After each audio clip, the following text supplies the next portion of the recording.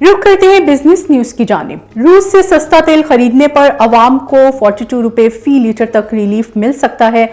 ज़राए वजारत पेट्रोलियम के मुताबिक रूस से $30 फी बैरल तक सस्ता तेल मिलेगा।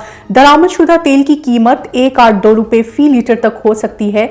उन्होंने कहा कि ईरान ने इंसानी बुनियादों पर 2 मिलियन पाउंड्स की LPG देने का ऐलान किया, जिस पर बातचीत मुकम्मल हो गई। इसके अलावा 2 मिलियन पाउंड्स की LPG आइंदा 10 यौम के अंदर पाकिस्तान आ जाएगी ताकि तवानाई के मसाइल को हल किया जाए।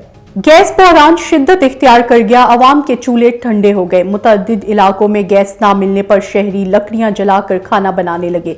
शहरियों का कहना है कि बच्चे सुबह नाश्ता किए बगैर स्कूल जाते हैं, जबकि बड़े भी भूखे पेट काम पर चले जाते हैं। शहरियों का शिकवा है कि सुबह, दोपहर और शाम होटल से महंगा खाना कैसे मंगवाएं। यही नहीं, शहरियों की जानिब से हुकूमत से गैस फ्राहम करने का मुतालबा भी किया गया।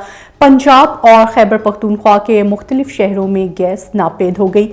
कराची, हैदराबाद, मुल्तान, पेशावर और रावलपिंडी में गैस की शदीद लोड शेडिंग की वजह से शहरी परेशान, जबकि LPG और लकड़ी की मांग भी बढ़ गई। मुल्क में सोने की फी तोला कीमत 100 रुपए कम होकर 1,63,900 रुपए है, जबकि 10 ग्राम सोने की कीमत 8 रुपए कम होकर 1,40,518 रुपए हो गई।